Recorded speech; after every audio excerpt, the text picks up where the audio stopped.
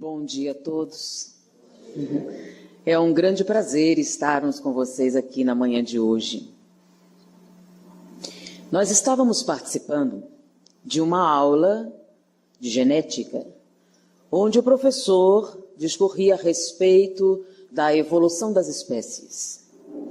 E ele dizia a respeito da teoria de Darwin, do desenvolvimento humano, do crescimento, quando um grupo de alunos se levantou e um deles tomou a palavra, eram 7 mais ou menos, tomou a palavra e disse o seguinte: em protesto ao que aqui está sendo dito, nós vamos nos retirar, porque a Bíblia afirma que o homem veio de Adão e Eva. Esta teoria de que o homem se desenvolveu a partir dos antropóides é uma blasfêmia, e como nós somos crentes, nós vamos nos retirar. E saíram de sala. Foi um impacto, porque era uma faculdade tradicional, e todo mundo parou para ver o que o professor ia fazer. Possivelmente ele já tenha vivido essa experiência, porque ele continuou a aula como se nada tivesse acontecido. E todos os alunos ficaram esperando o sinal do intervalo para comentar a respeito do que fariam com os alunos. Será que seriam expulsos? Seriam suspensos? O que iam fazer com eles? Como é que seria? E, apesar do professor continuar como se nada tivesse acontecido, os alunos ficaram muito agitados. Quando finalmente a aula terminou e todo mundo foi para o intervalo, começou um grande sussurrar. E aí, já sabem o que vai acontecer? Eles serão expulsos? Não? Podem ficar sem assistir a aula? É assim? Qualquer um pode fazer o que quiser? E a discussão seguia nesse nível quando um rapaz tomou a palavra e disse: é isso que dá deixar essa gente frequentar uma universidade. Eles não têm condições, são pessoas limitadas intelectualmente. E é isso que acontece. Gente religiosa é incapaz de desenvolver um raciocínio racional que permita o desenvolvimento da ciência. Deviam ser proibidos. Deveria ser um quesito que eliminava todos eles. Se vê essas coisas que eles inventam, que acreditam, você não pode entrar numa faculdade de medicina com esse tipo de crença. O que é que vai acontecer? Aqui só devia entrar cientista. E os únicos cientistas têm que ser ateus. Olha, eu acho que você está sendo tão radical quanto aqueles que se retiraram da aula. Eu acho que você está exagerando. Existem pessoas religiosas, e isso tem vários cientistas, que permanecem senhores da sua capacidade de raciocínio, inclusive muito acima da média. Não, isso é bobagem, não tem jeito. Você não pode ter um pensamento racional ao mesmo tempo e acreditar nessa coisa de Jesus Cristo, de milagre. Olha, não é uma questão de crer. Jesus Cristo é um personagem histórico, é um fato. Então não é uma questão de você acreditar ou não. Não me diga que você acredita nisso. Jesus foi inventado pela igreja para dominar o pessoal. A igreja é o ópio do povo. O objetivo disso é fazer com que as pessoas aceitem a dominação. Olha, eu acho que você está exagerando. Todo tipo de exagero, para que lado for, chama-se radicalismo. E o radicalismo é tão irracional quanto o fundamentalismo. E ele continuou, e muitas pessoas começaram a apoiar. Não, realmente tem razão, já pensou? E transfusão de sangue, aí começa a superstição, e aí acaba. O que se aprende aqui? Olha, concordo que o comportamento foi descortês. Concordo que eles não deveriam se comportar dessa maneira, deveriam guardar para si as suas diferenças e não ofender o professor na sala de aula. Porém, eu acho que a sua fala também demonstra excesso. Também demonstra uma certa irracionalidade, porque você está generalizando todas as pessoas. Eu, particularmente, considero Jesus um personagem histórico, considero a sua colaboração com relação à humanidade indispensável para o desenvolvimento do ser humano. E o fato de algumas pessoas exagerarem, transformarem num ícone de violência, não é responsabilidade dele. Eu não acredito nisso. Você acredita nessas coisas, de milagre, de Jesus? E disse, particularmente sim. Não é questão de acreditar, são fatos. E com relação a determinados fenômenos paranormais, são fatos também. Não é uma questão de milagre. Antigamente podia se dizer, mas hoje Não acredito. Isso é uma bobagem. Qualquer um das presentes aqui sabe que isso é bobagem, não é? E todo mundo riu. Disse, olha, não vou entrar nesse mérito. Respeito você, respeito o seu trabalho. Vamos fazer o seguinte? Vamos fazer uma aposta. Disse, olha, já está fugindo da raia. Uma aposta simples. Eu quero que você me prove cientificamente uma frase de Jesus. Se você me provar, eu retiro tudo que disse. Agora, se você não for capaz, você há de considerar que é uma invenção. Disse, olha, eu acho que uma aposta não tem nada a ver. É uma coisa simples, você não disse que ele existiu? Você não disse que ele era realmente especial, que ele era... Olha, eu não falei absolutamente... Não, já está dizendo. Não tem coragem, então? Uma coisa simples. Você me prova cientificamente uma frase de Jesus e eu retiro tudo que eu disse. Bom, do que se trata, então? Isso é simples. Se você me provar cientificamente a seguinte frase de Jesus, eu venho aqui, retiro e digo que Jesus realmente foi importante para a humanidade e que as coisas que ele disse ou que ele fez fazem algum sentido. Eu quero que você me prove cientificamente a seguinte frase de Jesus. Vinde a mim, vós que estáis aflitos, e eu vos aliviarei. Pois comigo todo fardo é leve, todo jugo é suave. Eu quero que você me prove cientificamente que 50 arrobas com Jesus ficam mais leves. Bom, e tem um detalhe. Para mim, ciência é só a física, a matemática, a medicina. O resto é para ocupar o resto das pessoas. Então, se você me provar cientificamente essa frase de Jesus, eu venho aqui e retiro o que diz. E um grande número de pessoas, deixa eu ver, mais de 90% daqueles presentes, concordaram, começaram a rir. Como eu tenho certeza que isso é impossível, eu lhe dou um mês. Eu lhe dou um mês. Vai me provar cientificamente isso. O que vocês acham? 50 arrobas com Jesus ficam mais leves? Ficam ou não ficam? Fica ou não fica? Não estou sentindo firmeza.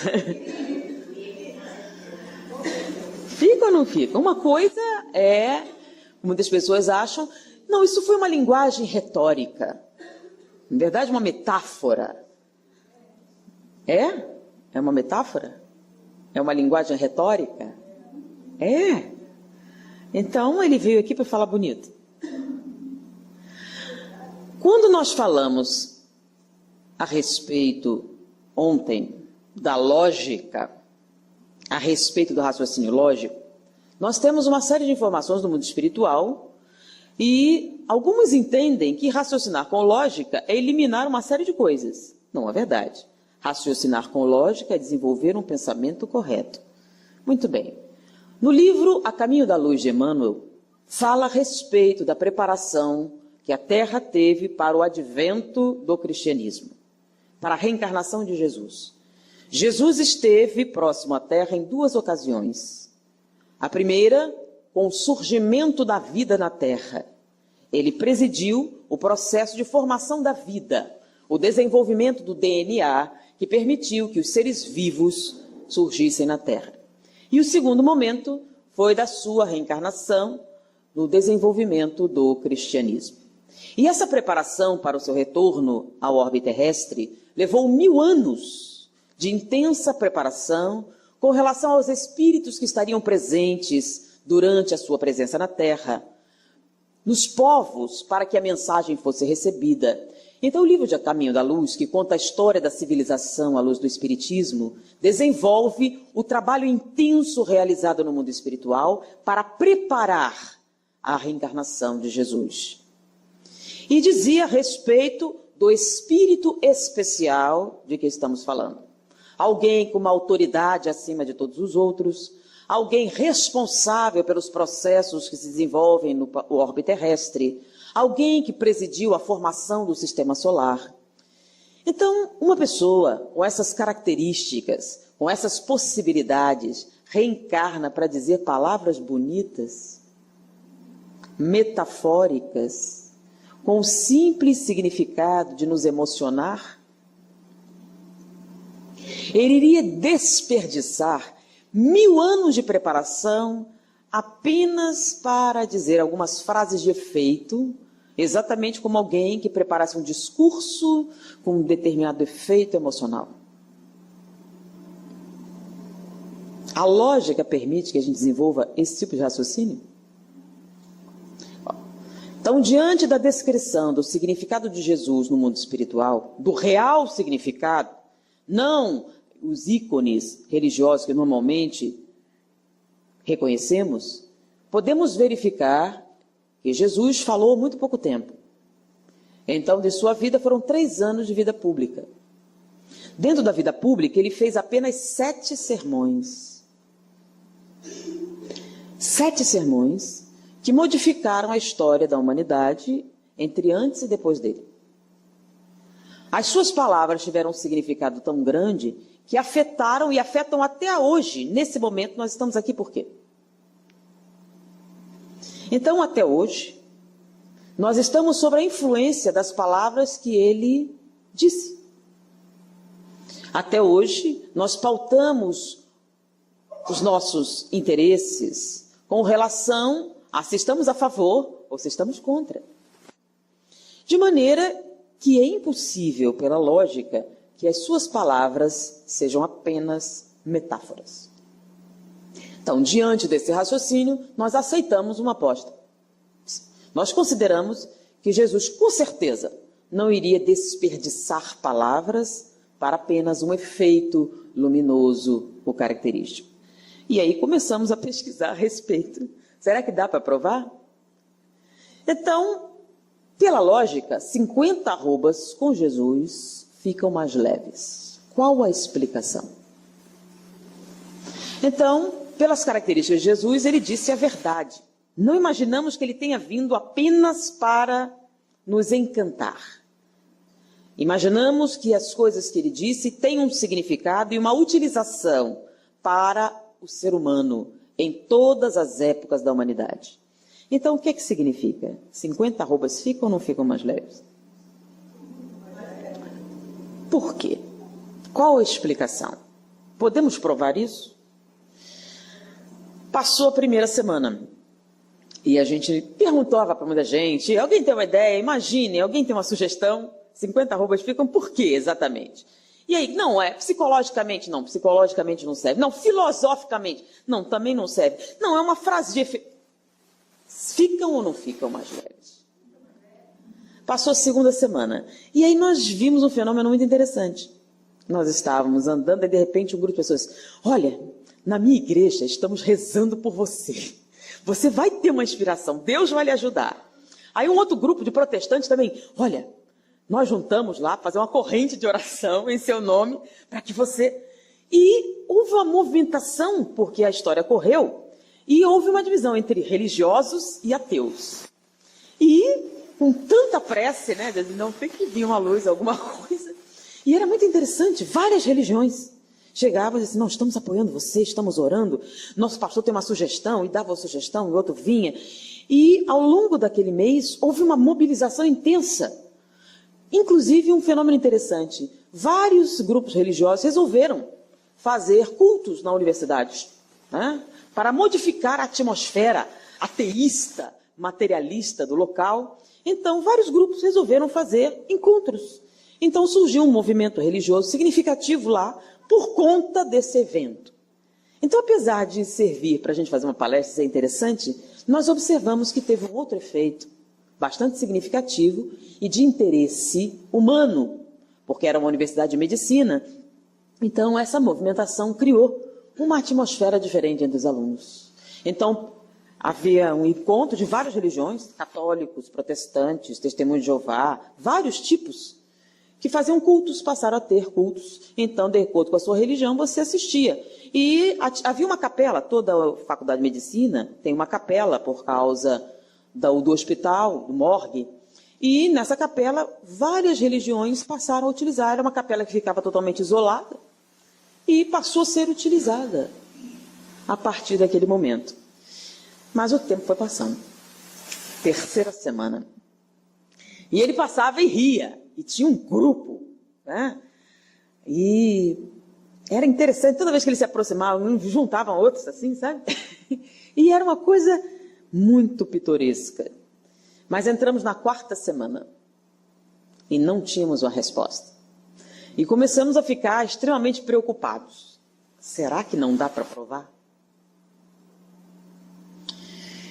E nesse momento nós adentramos para assistir uma aula de farmacologia.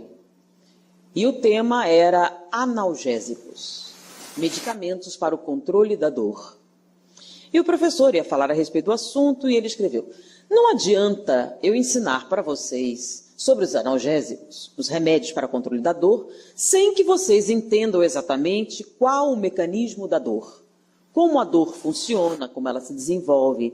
Então, nós vamos agora explicar o que é dor, antes de falar sobre remédios para controle da dor.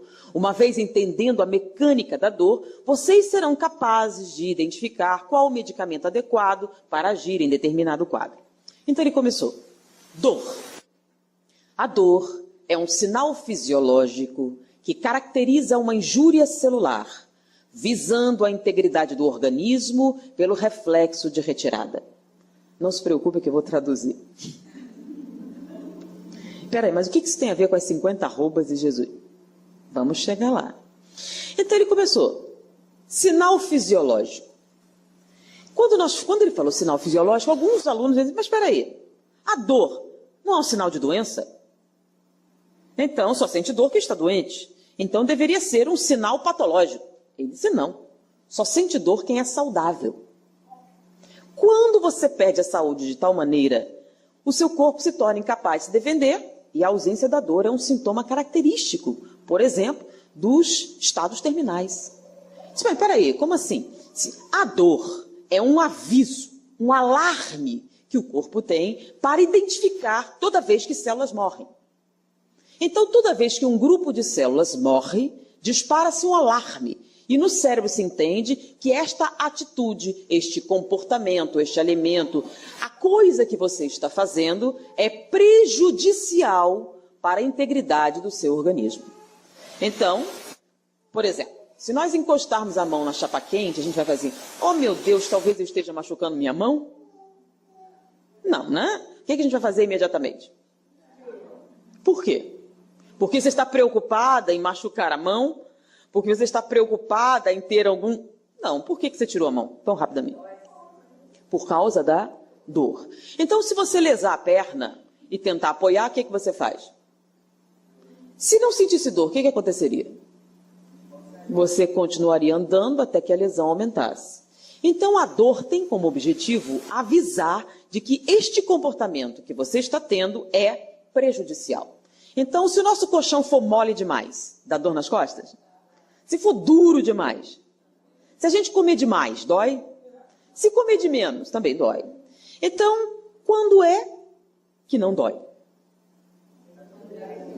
Quando o seu comportamento está de acordo com as suas necessidades biológicas, quando você cumpre. Então, você trabalha demais, dói? E quem trabalha de menos? Também dói. Então, a dor serve de quê? De parâmetro para um comportamento que permita o nosso desenvolvimento físico e mental sem nenhum tipo de dificuldade.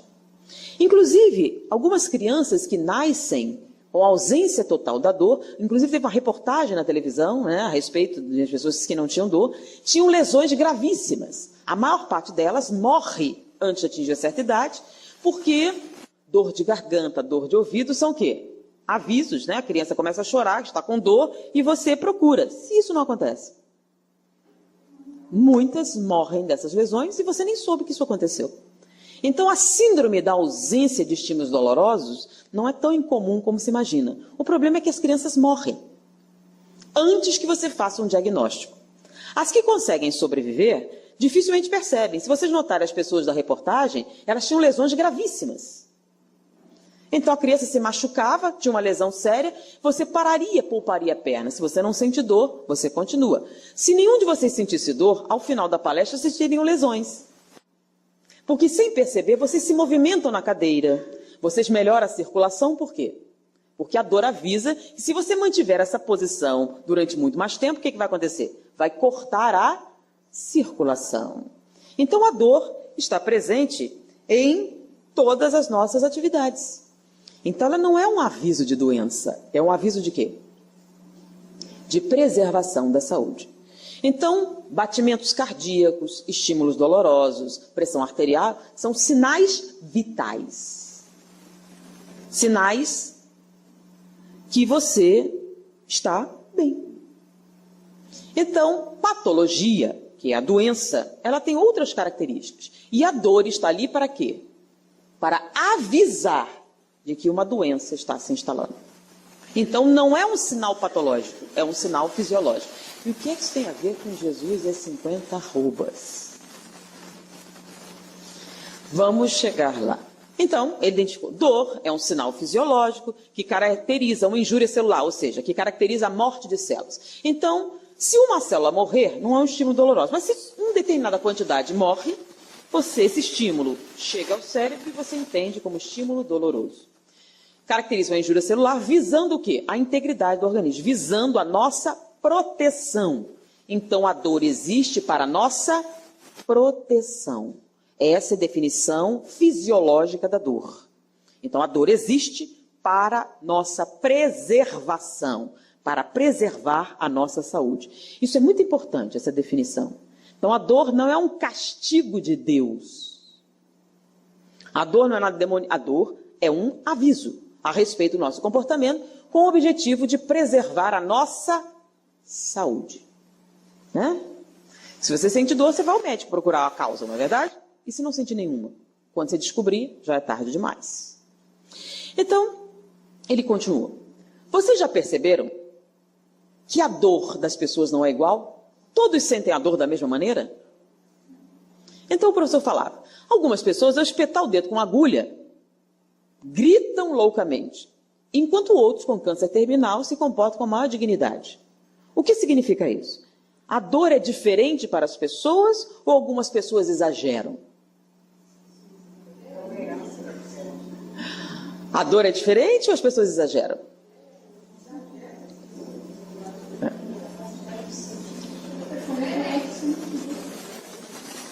Aí ele disse que não. A percepção da dor é individual. Por quê? Porque existe na medula um local chamado gate control, portão de controle.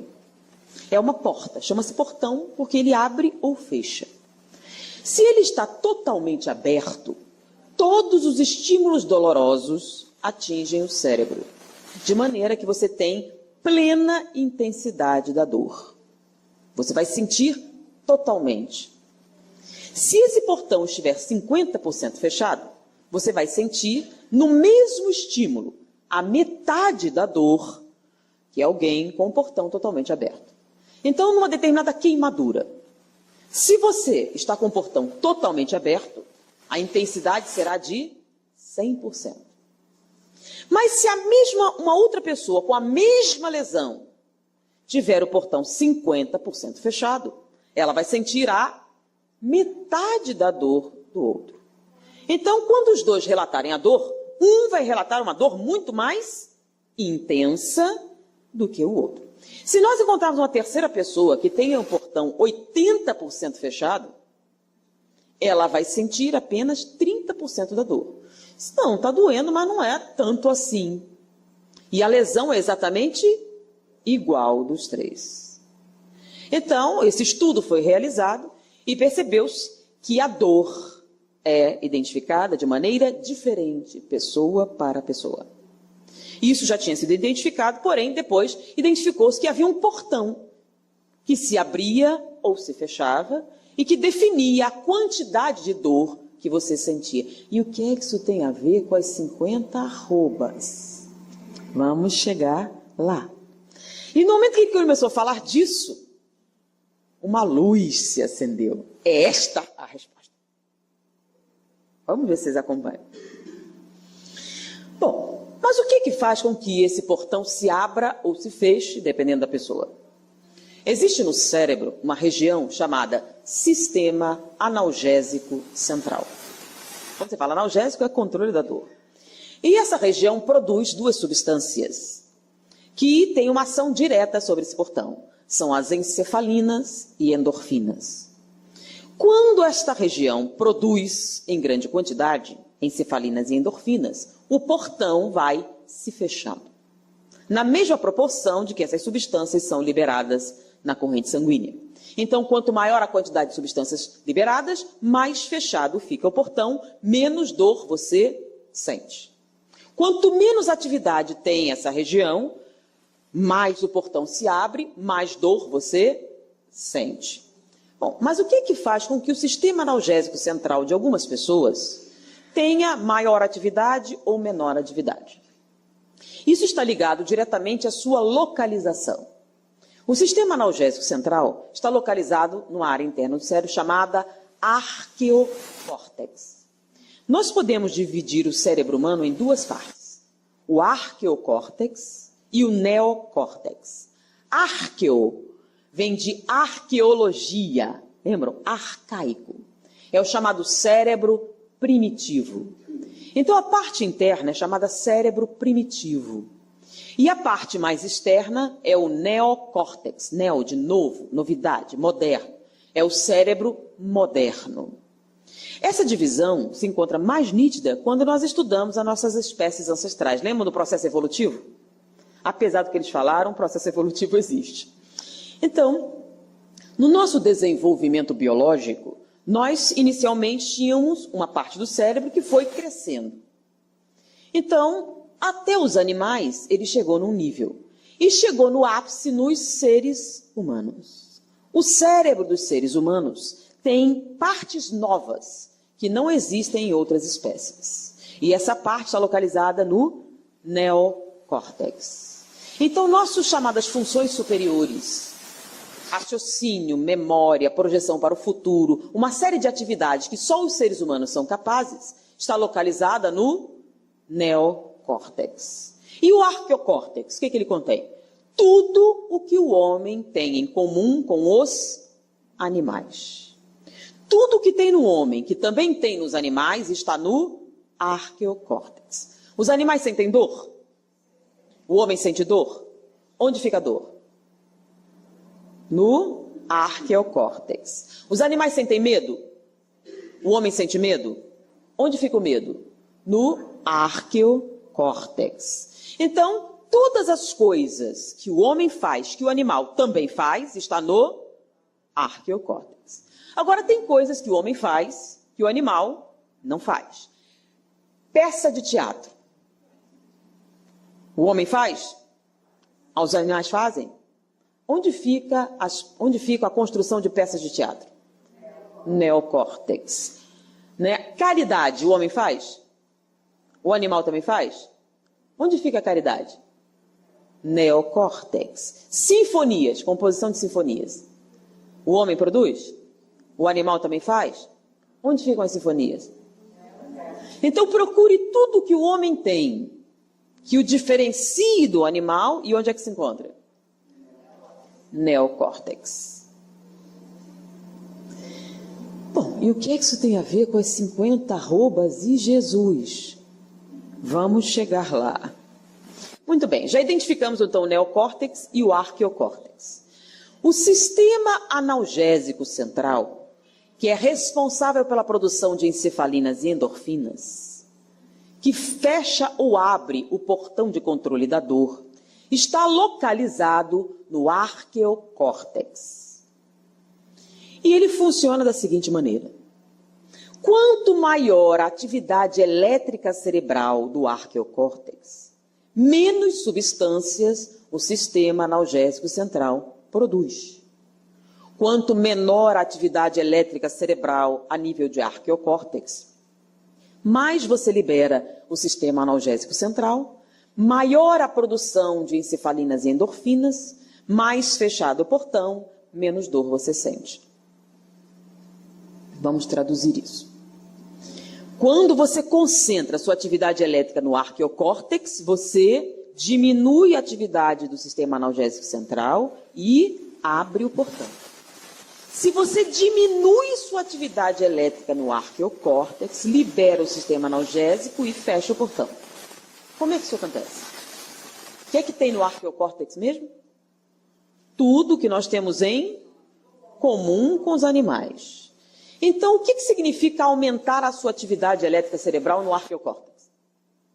Toda vez que você se comporta como um animal, você aumenta a sua atividade elétrica cerebral no arqueocórtex, diminui a atividade do sistema analgésico central, abre o portão e sente mais dor. Como é que a gente diminui a atividade elétrica cerebral no arqueocórtex? Quando a gente aumenta a nossa atividade cerebral no neocórtex. Toda vez que você se diferencia do animal, você aumenta a sua atividade elétrica cerebral no neocórtex, diminui no arqueocórtex, libera o sistema analgésico central, fecha o portão e sente menos dor. Ficou claro? Deu para acompanhar? Senão eu falo mais devagar de novo. Alguém não entendeu? Aproveita, eu repito devagarzinho. Então, nós temos dois cérebros. O arqueo, arcaico, antigo, primitivo, e o neo, moderno, desenvolvido. No arqueocórtex tem tudo o que nos faz parecidos com o animal. Nós somos mamíferos? Nós temos uma série de características iguais? Temos. Mas nós temos coisas diferentes? Homo sapiens. Tudo o que nos faz Homo sapiens está no neocórtex. Quando nós concentramos nossa atividade no neocórtex, nós sentimos menos dor. Toda vez que nós concentramos nossa atividade no arqueocórtex, nós sentimos. Isto é um fenômeno totalmente fisiológico, do campo da neurologia. Não é questão de fé, não é místico, é um fato. Muito bem. O que é que isso tem a ver com Jesus e 50 arrobas? Vamos ver a frase. Vinde a mim, vós que estáis aflitos, e eu vos aliviarei. Pois comigo todo fardo é leve, todo jugo é suave. Ficou bem explicado? O que significa estar com Jesus? Ele mesmo explicou, lembra? Meus discípulos serão reconhecidos por muitos se amarem, né? Bem-aventurados os pacíficos, mansos. Ele definiu bem o que significa estar com Jesus? Solidariedade, caridade, benevolência, perdão das ofensas, tudo isso. Onde ficam todas essas coisas? No neocórtex. Neocórtex. Logo, em termos fisiológicos, o que significa estar com Jesus? Concentrar sua atividade elétrica cerebral a nível de neocórtex. O que acontece quando você concentra sua atividade elétrica cerebral a nível de neocórtex?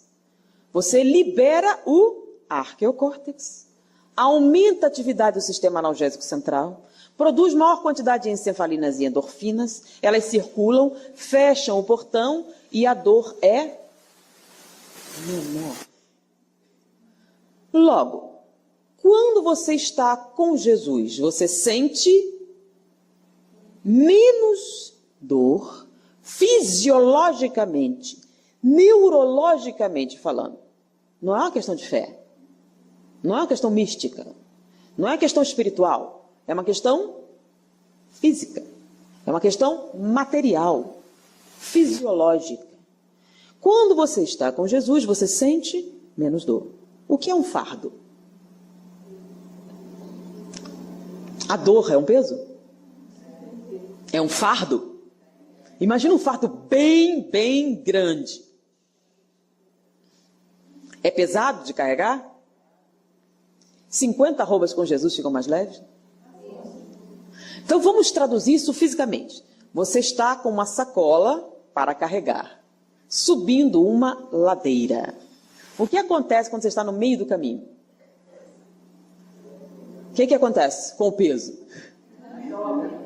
Fica maior? Por causa de quê?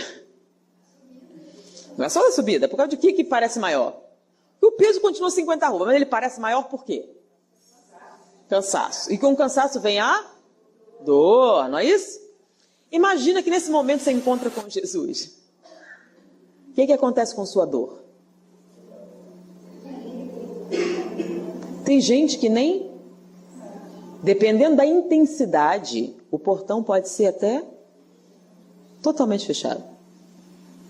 De maneira que ele deixe de ter qualquer... E você sobe. Nos relatos cristãos é muito comum uma dor intensa e de repente uma profunda... Nos já leram isso? Uma profunda paz. Deixou de sentir, a maneira com que muitos cristãos iam para o martírio era impressionante. Impressionava os soldados, né? Como é que eles eram capazes disso? Tem explicação? Era um processo místico? Não. É um processo perfeitamente natural e que pode ser utilizado por qualquer pessoa que queira. Basta, vinde a mim. Basta se comportar de maneira diferente de um animal. Então, quanto mais você se distancia do comportamento animal, mais leves são os fardos pesados para a maior parte da população. 50 arrobas com Jesus ficam mais leves? Segundo as mais modernas tendências da neurofisiologia moderna. E nós tivemos a curiosidade de pegar diversas outras frases para ver se isso era possível e todas podem ser comprovadas. Inclusive, diversos livros modernos têm saído a respeito. Jesus, o maior terapeuta de todos os tempos. Jesus, o maior administrador. Já viram nas bancas? Fazendo uma avaliação do significado de Jesus hoje. Então, existe aplicabilidade prática das palavras de Jesus no nosso dia a dia em 2010? Não eram figuras de retórica? Não eram palavras bonitas? Não eram só palavras? Se Emmanuel realmente existe, se a Caminho da Luz foi psicografado por ele, se a mediunidade de Chico Xavier é real, então Jesus não é qualquer pessoa. Ele não iria estar aqui para perder tempo. E o mais interessante é o Livro dos Espíritos, que diz o seguinte: qual o melhor modelo e guia dado à humanidade para a sua melhoria? Uma palavra, 2 sílabas. Jesus. Ok, ele é o modelo. Mas como é que a gente vai copiar esse modelo se a gente não sabe nada a respeito dele? É muito engraçado, eu vejo algumas pessoas defenderem Jesus. Na sua palestra não disse o nome de Jesus nenhuma vez. Porque a gente faz muitos estudos, né? Engraçado, eu achei que estava implícito. E falam assim, repetem o nome de Jesus muitas vezes. E a gente faz uma pergunta, eu já contei a vocês, né?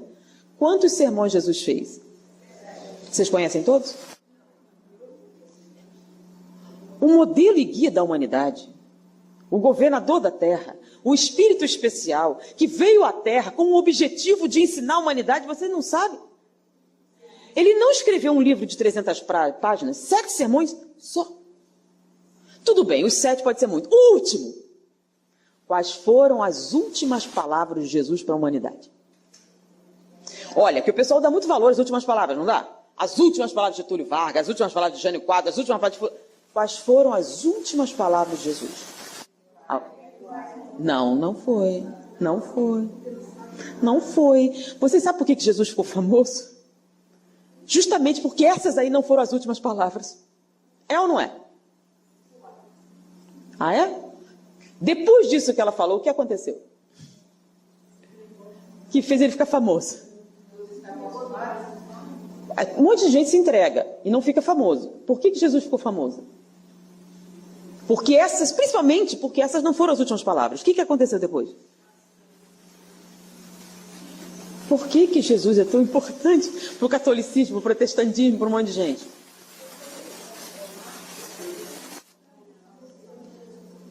Esse momento, repete o que foi que ele disse. Que você achou que eram os últimos momentos. Certo. Nesse momento, o que aconteceu?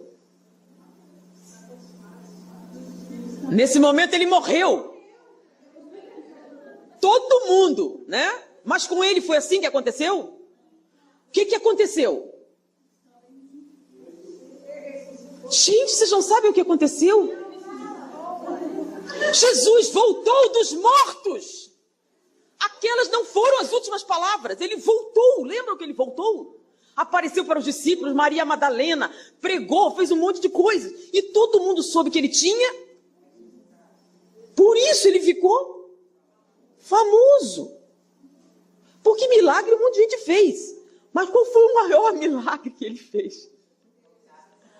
Foi ter voltado da morte. Logo, essas foram as últimas palavras? Não, não foram as últimas palavras. Ele voltou. Lembram? Emaús. Maria Madalena. Lembram? Lembram que teve alguém que não acreditou? Ah, lembram? Não acreditou. Aí teve um monte de experiências. Inclusive, ele fez um sermão enorme para os 500 da Galileia.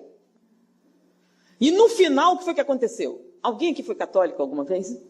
Levanta o braço quem já foi. Fizeram o catecismo.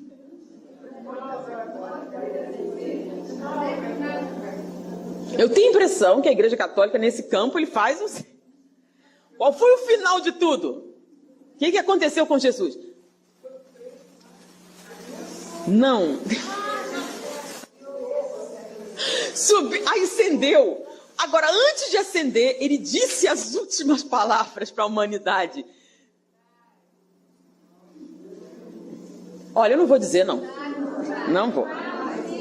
Eu acho que vocês devem sair, procurar uma igreja, uma Bíblia, ler o Novo Testamento, vai lá para o final e descubra o que foi que Jesus disse para a humanidade. As últimas palavras de Jesus Cristo, governador da terra, modelo e guia da humanidade, o espírito mais importante que reencarnou na terra para dar.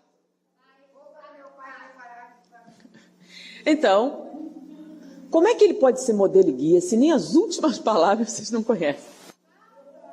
Não. Aí é muita moleza, né?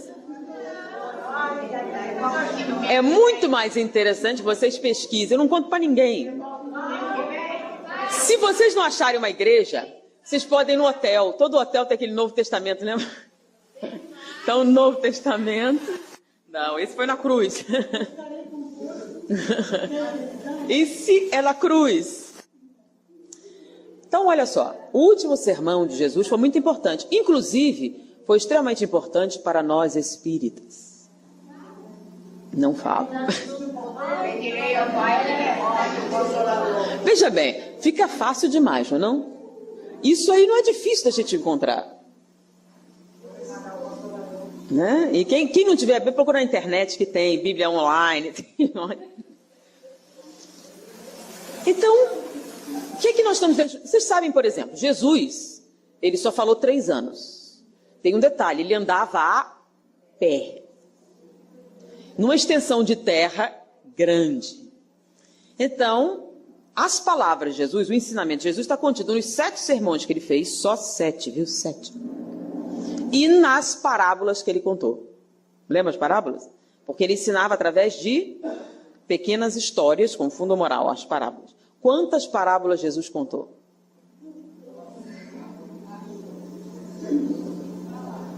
Como ele pode ser modelo e guia da humanidade? Ou dos espíritas? O pessoal reza muito, fala o nome dele muito e não sabe absolutamente nada a respeito. E o pessoal critica muito que nós somos cientistas, que somos extremamente materialistas e o que o valha. Mas minha mãe se deu ao trabalho de ensinar para a gente essas histórias. Agora, se eu perguntar sobre o nascimento místico de Jesus, um monte de gente sabe, né? Do presépio, do boizinho, dos reis magos. Isso faz alguma diferença? Faz ou não faz? Não. Nenhuma diferença. Inclusive porque essas coisas podem ser mitos. Agora, o que é real e importante? O que ele disse. Isso nós deveríamos saber. Sendo que eu disse uma única frase de Jesus. E o significado dela para a humanidade é grande. Faz diferença para nós hoje, agora em 2010. Vinde a mim, vós que estáis aflitos, e eu vos aliviarei. Pois comigo todo fardo é leve, todo jugo é suave. É importante? Nós podemos mudar a maneira com que nos sentimos nesse instante? E junto com essa, diversas outras frases de Jesus têm o mesmo impacto, o mesmo significado. Se nós avaliarmos em profundidade o seu significado. Porque ele não viria à Terra para contar, fazer só 7 sermões e contar 49 parábolas, se não fosse importante. É muita coisa. 49 parábolas e 7 sermões. Ah, essa vocês vão pesquisar. Essa vocês vão pesquisar. Na próxima vez que eu vier e perguntar quais as últimas palavras de Jesus.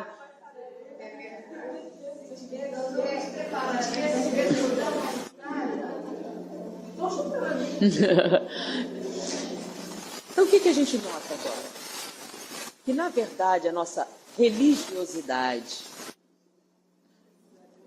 não é tão profunda assim. Na verdade, é bastante superficial. Porque falta compreensão, porque falta conhecimento. E a fé espírita tem uma característica diferente. Fé verdadeira é aquela capaz de enfrentar a razão, face a face, a humanidade, em todos os tempos. Como é a nossa fé? Tem essas características? O que é necessário para que ela tenha fundamentos? Para que tenha profundidade? Para que permita que a nossa vida seja diferente? Vamos avançar um pouco mais. Você falou da dor física. Tudo bem, deu para entender, não deu? E dor moral, existe? Existe dor moral? Dói? Sentimento dói? Dói aonde? Porque se a alma não é física, então não dói. A dor não é morte celular? Lembra? Dor é morte celular. Então, para doer, tem que morrer células. As almas têm células? Então não dói. Dói ou não dói? Onde? Dói ou não dói? Dói na consciência? A consciência tem células? Sentimento dói ou não dói? Dói. Onde? Alguém falou, dói tudo. Aí eu vou explicar uma coisa interessante. Você vai ao médico e diz que está sentindo dor. Estou sentindo uma dor. Aí o médico pede, aponte para mim onde dói. Um bom médico vai pedir isso, né? Aponte para mim onde dói. Aí você pega e faz uma coisa assim, dói aqui. Aí ele vai escrever, dor difusa abdominal. Mas se você fizer assim, dor aguda, localizada no hipocôndrio direito. Que diferença? Se você diz que a dor é difusa, é porque você não pode localizar. Se a dor é aguda, está localizada. E o que é um mal-estar? O que é mal-estar? É dor de cabeça? É dor na perna? É dor nas costas? É dor onde? Aponta. Mal-estar, uma coisa ruim que você não sabe onde começa e onde... Por quê? Quando você diz uma dor difusa, significa que a dor está espalhada, tem células morrendo em várias partes diferentes. Por isso você não pode apontar. Então, sentimento dói? Você pode apontar? Por que não? Porque toda vez que você é acometido de determinados sentimentos, você produz uma série chamada de substâncias tensionantes. Cortisona, adrenalina, catecolamina. com uma série de substâncias que produzem morte celular em todas as partes do corpo. Morrem células ósseas, células cardíacas, células sanguíneas, células pulmonares, hepáticas, da pele, do cérebro, de toda parte. Dependendo da quantidade de células que morrem, você sente uma intensa dor que você não sabe apontar. Por que não pode apontar? Porque as células estão morrendo maciçamente onde? Em toda parte. Então você não pode apontar com o dedo. Mas dói? Dói. E vamos lembrar, o que é dor mesmo? É um sinal fisiológico, certo? De que o que você está fazendo é prejudicial à saúde. Então vamos lá. Traição dói? Dói ou não dói? Dói onde? Por que traição dói? O que é traição? Amor ferido? Ai, sim, falam isso, né? Traição é o amor ferido? Amor dói? Amor dói. Dói? Por que dói? Por que o amor dói? O amor mata células? Mata? Como? Por que amor mata células? É o amor que mata células? É? Pensem bem, amor mata células. A traição a gente sabe que mata, agora é o amor? É por causa do amor. Vamos lá, o que é traição? Então, você está dizendo que ele que me traiu e eu que estou errada? Não sou eu. Se está doendo em você é porque você está se comportando mal. Se não se comportasse mal, não doía. Então a traição dói aonde? É no amor? O amor, vamos lá. Se você ama profundamente alguém, se esse alguém te trai, o que acontece? Nada. Porque o amor perdoa sempre. Se a pessoa vai embora, o que você sente? Nada. Porque você quer que o outro seja feliz, né? O amor tudo perdoa, o amor tudo aceita, o amor ama por causa do amor. Ele quer o bem de quem ele ama, mesmo que o bem não venha da sua presença física. Não é assim que é o amor? Então, o amor dói? Agora, o que é que dói? O que é traição? Como é que ela ousou fazer isso comigo? Como é o nome disso? É amor? Orgulho. Todo mundo vai saber como é o nome disso? Vaidade. Como ela fez isso? Minha mulher. Egoísmo. Então, egoísmo faz bem? Então, toda vez que você é egoísta, dói. Orgulho faz bem? Toda vez que você é orgulhoso, a vaidade faz bem? Toda vez que você é vaidoso. Agora, amor, caridade, solidariedade, fraternidade, dói? Por que não? Então, procure a dor que você encontra o quê? Um mau comportamento. Porque se você não se comporta mal, não dói. Lembram? Neocórtex e arqueocórtex? Então, a dor é um aviso de que estamos matando células. Mas espera aí, mas o outro fez. Sim, o outro fez. E daí? Nós somos responsáveis pelo que o outro fez? Não. Se ele fez, é um problema de quem? Mas se está doendo em você, é um problema seu. O que está exatamente doendo? Deixa eu fazer uma outra pergunta interessante. Esclarece mais isso, né? Vocês falaram de amor, certo? O amor é igual? Amor de mãe e amor de esposa é igual? Qual é maior? Amor de mãe é maior?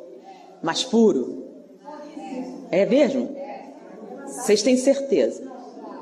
Amor de mãe é mais puro, mais evoluído, mais... É?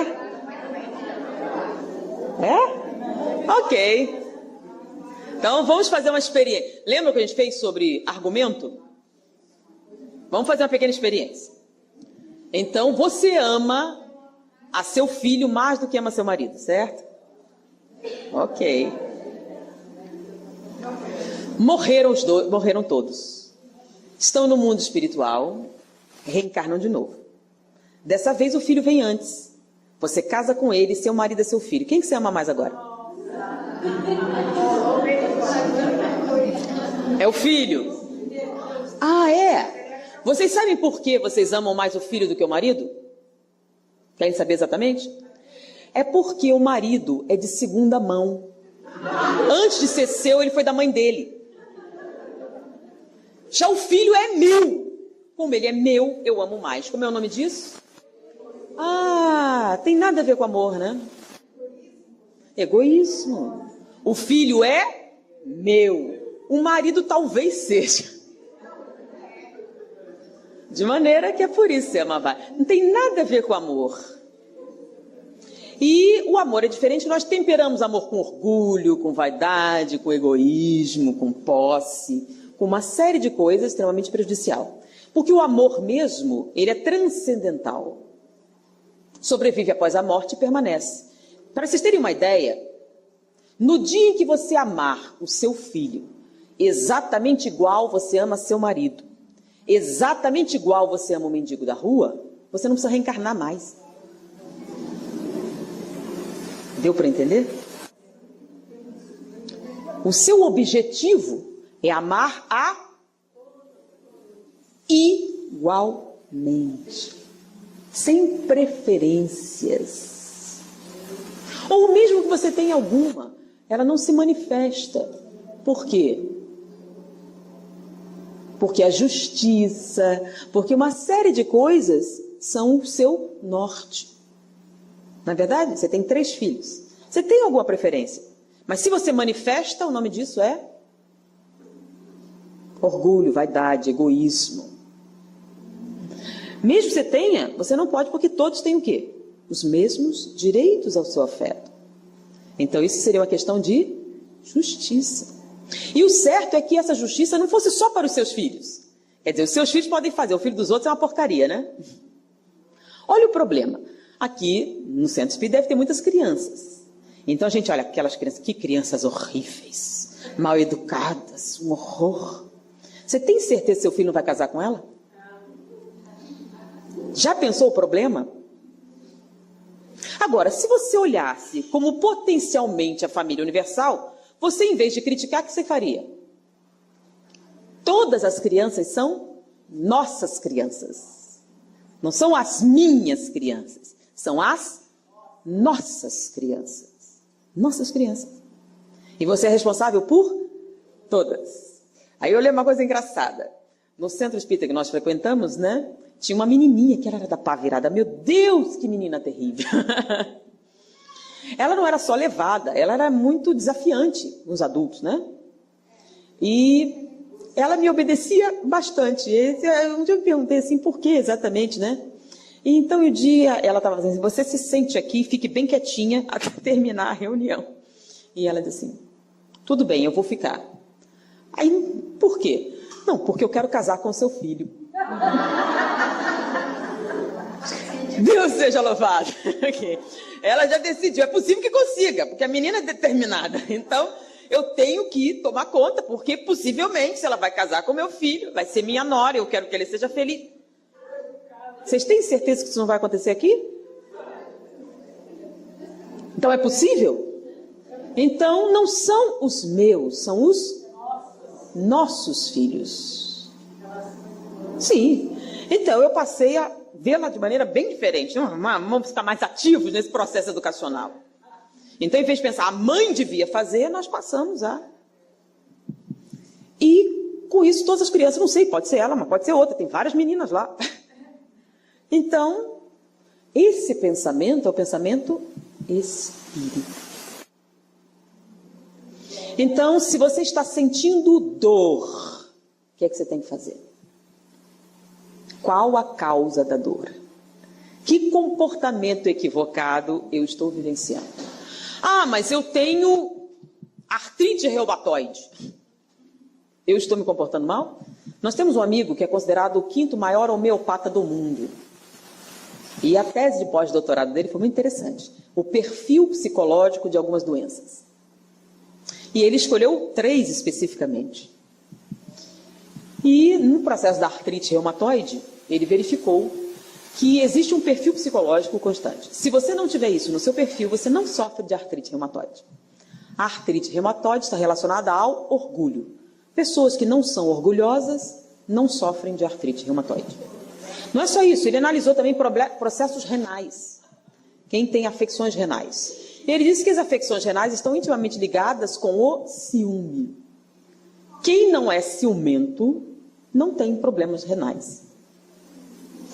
E o câncer está ligado a mágoa ou ódio. Quem não tem mágoa nem ódio guardado, não tem câncer. De maneira que, voltamos, a dor vem de onde? É um castigo que Deus deu?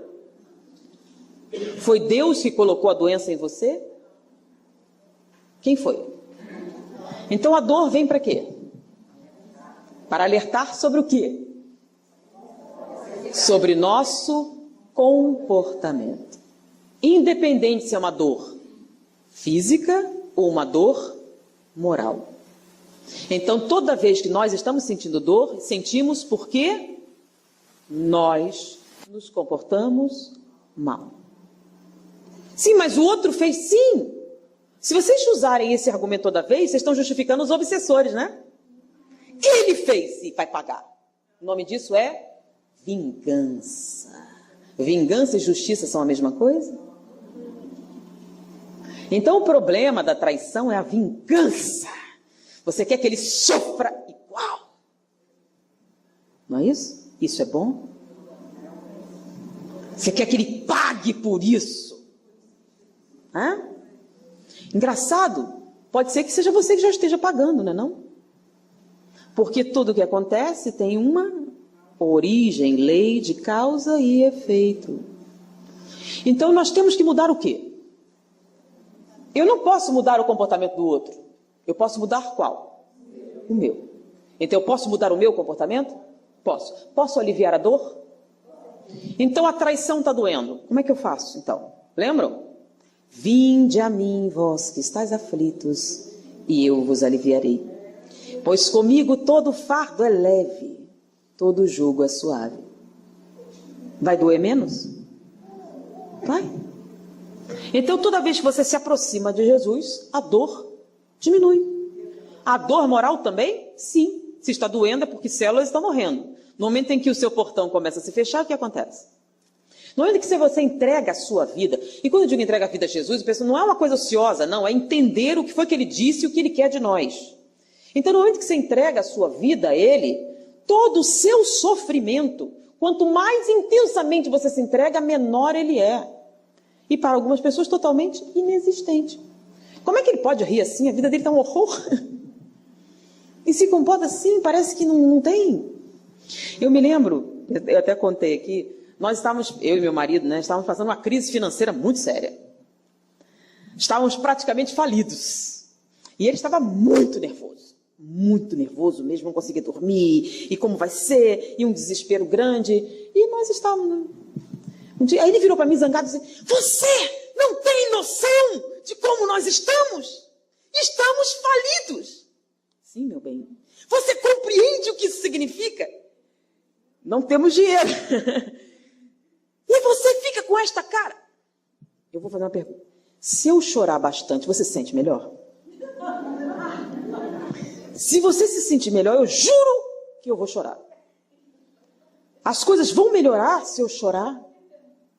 Se eu ficar muito nervosa, as coisas vão mudar? Ele disse, não. Então, por que você quer que eu chore? Não basta você ficar nervoso e ter um infarto? Nós temos 3 filhos. Se morrerem os 2, como você? Eu gostaria que você não morresse também. Já que já estamos falidos, não há nada o que fazer. Você está nessa situação porque deixou de trabalhar? Nós trabalhamos pouco? Nós nos esforçamos de menos? Se não, é sua responsabilidade, é a minha? Se não, então confie em Deus, meu filho. Tranquilize. Não vai mudar nada. Esquece. E no final tudo deu certo. Então, deu certo, resolveu-se tudo, da maneira simples. E esse excesso de desgaste, esse sofrimento, é culpa de quem? Aí por que ele estava nessa situação? Porque faliu uma determinada empresa, ele era dependente dela e nós estávamos no bolo. É nossa culpa? Não. Se não foi algo que nós fizemos, então é uma coisa porque nós devíamos passar. E se a gente aceita sem revoltar-se, não estou falando inércia, trabalhar, procurar uma saída, é claro, mas sem autodestruir-se. Então, traiu. E aí, o que você pode fazer? Você pode deixar isso crescer dentro de você, a mágoa, e produzir um câncer. Você pode desenvolver o ódio e produzir um câncer. Você pode deixar essa situação te esmagar e destruir sua vida. Aí a culpa foi do outro? Foi ele que destruiu sua vida? Ou foi você que permitiu que isso acontecesse? Olha que determinadas falas. Fulano me irrita. Não. Por que você permite que fulano te irrite? Quem é que permite? Você pode mudar isso? Você pode não permitir que fulano te irrite? Pode. É uma escolha. O nome disso é livre-arbítrio. Então, muitas vezes, nós nos apegamos ao sofrimento. Por que exatamente? Se a gente parar, lembra que nós falamos sobre lógica, sobre raciocínio? A gente para, por que eu estou fazendo isso? Por que eu estou me permitindo essa destruição? Em homenagem a quem? Qual o significado? Sendo que se a gente prestar atenção nos sermões de Jesus, nas palavras, nas outras coisas que ele disse, a nossa vida pode ser mais produtiva, mais plena. Guardar rancor. Então, a gente fala sobre muitas coisas, né? Então, guardar rancor é terrível. É a base da obsessão. Um obsessor guarda 300 anos o que você fez. Você até esqueceu, mas ele não. E ele fica ali esperando a chance de usar a informação. É isso que você quer de você, para a sua vida? No mundo espiritual, você sai dessa vida e fica preso por esses sentimentos. E aí, no momento de enfrentar a morte, nós estamos nessa prisão. Eu estava contando, né? A gente estava hospedado, lembrando que como é importante esse exercício. Mas a gente pode esquecer? Pode, se você se colocar para fazer isso, se você se decidir, é uma questão de não vitalizar. Então, toda vez que vem, vamos mudar de assunto. Toda vez que o pensamento vem, vou fazer outra coisa. E você pode, sim, substituir isso na mente. E você pode, treinando isso, fazer segundo a natureza, né? Conosco a gente fez parecido. Tanto exercitar. Um dia meu marido fez um negócio assim, não, ele tem que ter um castigo, não pode ficar sem castigo, né? Aí eu queria dar um gelo nele, aí eu anotei na agenda, não esqueça que você está zangada com ele. Aí eu fui anotando. Então de manhã eu tenho o hábito de olhar, não, estou zangada com ele, não posso esquecer. Porque se eu não anotar na agenda, o que acontece? No dia seguinte eu esqueci. E ele sabe disso. Mas eu não esqueci, fiquei um mês. Até que ele pediu arrego, né? Mas eu tive que anotar para me lembrar que eu estava zangada. Não estava mais, mas eu fazia um esforço. Porque já é um outro processo. Mas eu esqueço. Não lembro. Então, discuti agora, amanhã eu esqueci. Enquanto ele guarda mágoa muito tempo. Eu sei que ele teve uma vida difícil e tudo mais. Lembra que Freud diz, a culpa é sempre da mãe, né? Então a vida dele foi muito, muito terrível. Passou fome, teve uma série de sofrimentos intensos. E daí? Segundo Freud, a culpa é da mãe, né? Mas para o espiritismo, cada um tem a mãe que merece. Acabou, não é Freud. Se você está naquela situação, é por quê? Por que você não tem uma mãe decente? Por quê? Porque é isso que você necessita para o seu desenvolvimento. Então, em vez de culpar a mãe, o que você tem que fazer? Você tem que modificar-se. Porque muitas vezes, o Chico Xavier dizia uma coisa interessante, né? Ele diz que a evolução só se dá através da desidratação. Você evolui ou chorando ou suando. Suando, trabalhando, ou chorando, sofrendo. Então, muitas pessoas não dão valor Aí você vai vivenciar uma vida que você não tem para aprender qual o valor que tem. Quantas pessoas não dão valor? Tem pais carinhosos e não dão nenhum valor. E várias vidas, até o dia o quê? Como é que você vai aprender? Você vai nascer sem nenhum desses valores, para você saber que falta faz. Ou para você aprender a valorizar a sua família. Então, às vezes, você fica culpando a família anterior e não vive essa. Ah, eu sou assim porque minha mãe... Peraí. Não é isso. Você permite. Você desenvolve. Você faz o que você quiser. Tive uma mãe repressora, e você pode ser diferente? Pode. É uma questão de escolha pessoal. Chama-se livre-arbítrio. Então, nós permitimos. E a dor não é um sinal patológico, nem satânico, nem de castigo, nem do pecado. O que é dor? É um sinal fisiológico que caracteriza uma injúria celular, visando a integridade do organismo, pelo reflexo de retirada. Ou seja, para parar de doer, você tem que retirar a causa. Seja um comportamento, seja um sentimento, seja aquilo que você está fazendo naquele momento, você tem que mudar para que a dor desapareça.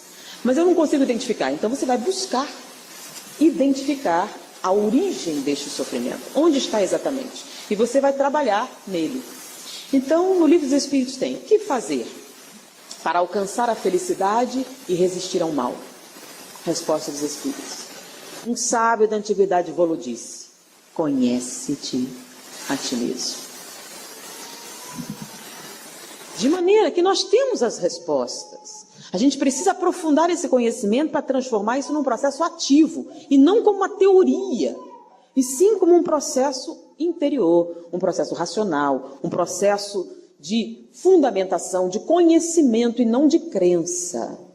A gente precisa transformar Jesus de uma figura mitológica em alguém que nos sirva de modelo. Vinde a mim, vós que estáis aflitos, e eu vos aliviarei. Pois comigo todo o fardo é leve, todo o jugo é suave. Isso é verdade, segundo as mais modernas tendências da neurofisiologia moderna. Muita paz.